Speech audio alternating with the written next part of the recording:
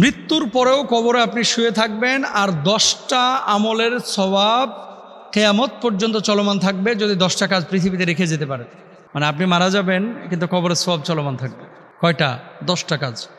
হাদিসের মধ্যে হচ্ছে ইদা মাতাল ইনসানু ইনকাতা আনহু আমালুহু ইল্লা মিন সালাসা। মানুষ যখন মারা যায় তার সমস্ত আমলগুলো বন্ধ হয়ে যায়, 3টা আমল চলমান থাকে। সে 3টা আমল কি? ইল্লা মিন সাদাকাতিন জারিয়াতিন আও ইলমিন ইনতাফাউ বিহি আও ওয়ালাদিন সালিহিন ইয়াদউ লাহু।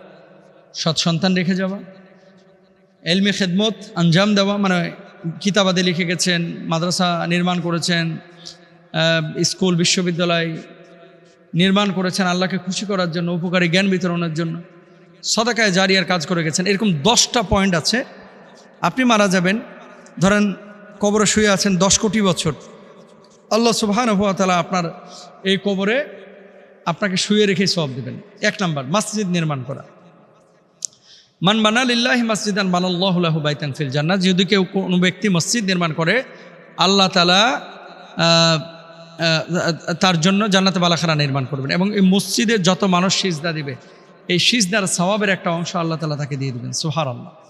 এবং হাদিসে আরও আছে যে কেউ যদি কবুতরের ঘরের সমপরিমাণ স্থান নিয়েও যদি একটা মসজিদ নির্মাণ করে, আল্লাহ তাআলা তাকেও জান্নাতে একটা প্যারাডাইজ, মানে একটা বালাখানা তার জন্য নির্মাণ করে দেবে।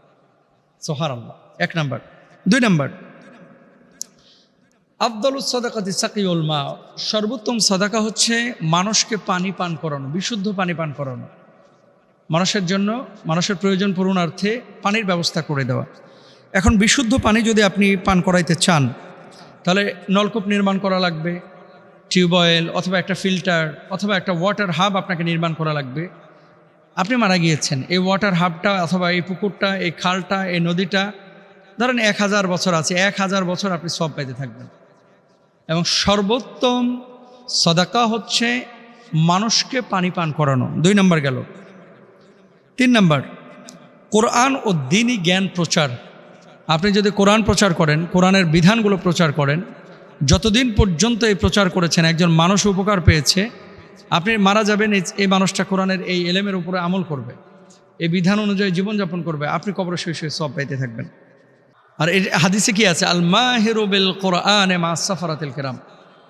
যারা কোরআনে দক্ষ, আল্লাহ তাআলা এদেরকে সম্মানিত করবেন এবং সম্মানিত ফেরেশতাদের মতো কিয়ামতে মর্যাদা দেবেন।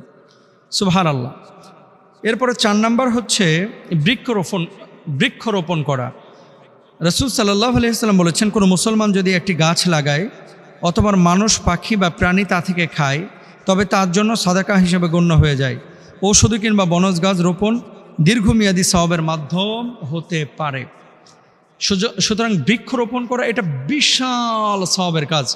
আপনি একটা আম গাছ লাগিয়েছেন, আমি দেখেছি আমাদের রাজশাহীতে এমন আম গাছ আমার জন্মের আগে থেকে যেমন দেখছি এখন বড় হয়েছে, মানে আমার জন্মের আগে যেমন ছিল, আমি তো জন্মের আগে দেখি নাই, জন্মের আগে যেমন ছিল আমি এত বড় হয়ে গেছি, এখন ওই গাছ এমনই আছে, আরও বড় হয়েছে, কিন্তু ফল দিচ্ছে।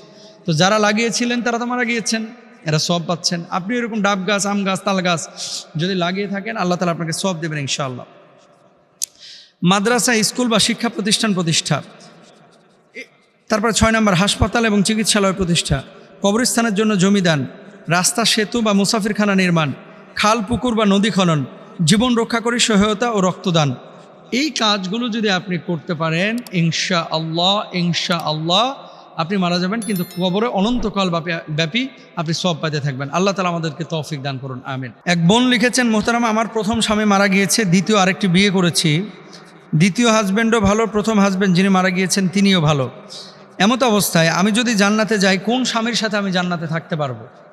মানে প্রশ্নের মুদ্রা কথা হচ্ছে, কোনো নারী যদি ধরেন 3টা-4টাও বিয়ে করে, এক স্বামী মারা গিয়েছে, আরেকটা ডিভোর্স হয়ে গেছে, এরপর আরেকটা বিয়ে করছে, ওটাও ডিভোর্স হয়ে গেছে, আরেকটা বিয়ে করেছে, ওটাও ডিভোর্স হয়ে গেছে, অনেকের 2 জন স্বামী আছে, 3 জন স্বামী আছে, এরকম চেঞ্জ হয়েছে। সে যদি জান্নাতে যায় কোন স্বামীর সঙ্গে থাকবে? যিনি প্রশ্নটা অনলাইনে পাঠিয়েছেন আমি তাকে বলতে চাই, আগে জান্নাতে যায় লন।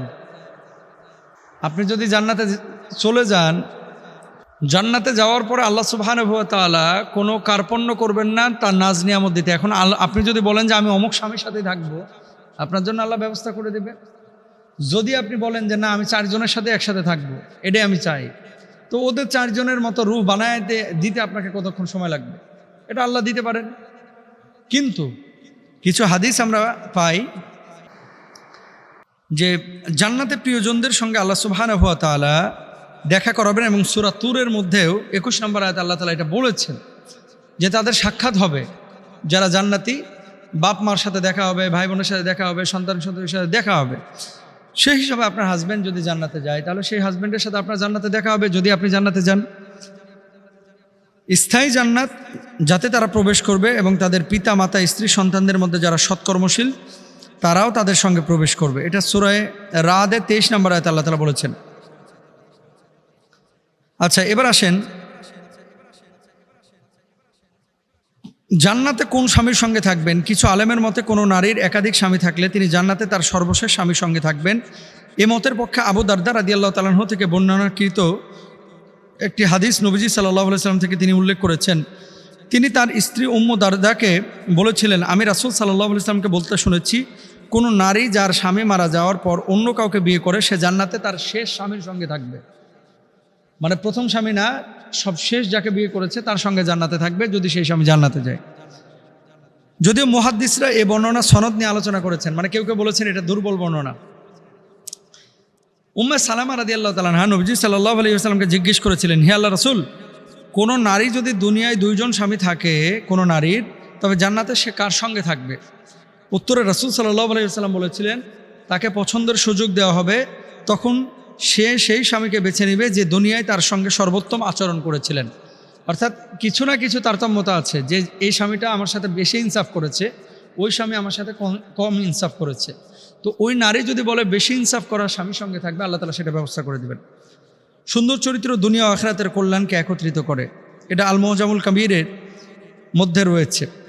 এখান থেকে অনেক আলেম মত প্রকাশ করেছেন জান্নাতে নারীর সন্তুষ্টি ও সুখের বিষয়টি প্রাধান্য পাবে। অর্থাৎ কোনো নারী যদি বলে যে আল্লাহ আমি ওই স্বামীর সঙ্গেই থাকবো, আল্লাহ তাআলা তার জন্য সেই স্বামীর ব্যবস্থা করবে। কোনো নারী যদি বলে যে আল্লাহ আমি অমুক স্বামীর সঙ্গে থাকবো, আল্লাহ তাআলা তার জন্য সেটাই ব্যবস্থা করবে। এখন আপনার ইন্টেনশনটা কি? আপনার মূল মাকসাদ এখন জান্নাতে যাওয়ার পরে এমনও তো হতে পারে যে এই যে দুনিয়ার পোষা গান্দা স্বামী বা স্ত্রী কেউ নাও চাইতে পারে। জান্নাতে মানুষটা যাবে যুবক হয়ে, এবং তাদেরকে আল্লাহ তাআলা এমন কিছু সক্ষমতা দেবে যেটা দুনিয়ার সাথে মিলবে না। তো আপনার রুচিও তো চেঞ্জ হতে পারে। বাংলাদেশে বসবাস করলে এক ধরনের রুচি, দুবাই আমেরিকা অথবা ইংল্যান্ডে বসবাস করলে রুচি আর এক ধরনের। এখানে বাদামি চেহারা ভালো লাগে, ওখানে গেলে হোয়াইট ভালো লাগে, তাই না? এরকম হয় না অনেক সময়? তো জান্নাতে যখন আপনি যাবেন, আগে যায় এলন, যাওয়ার পরে পরেরটা পরে দেখা যাবে যে আপনি কোন স্বামীর সঙ্গে থাকবেন, আগে যায় নেন। আল্লাহ তাআলা আমাদেরকে বোঝার তৌফিক দান করুন। আল্লাহ আমাদেরকে আমল করে জান্নাতে যাওয়ার তৌফিক দান করুন। আমিন।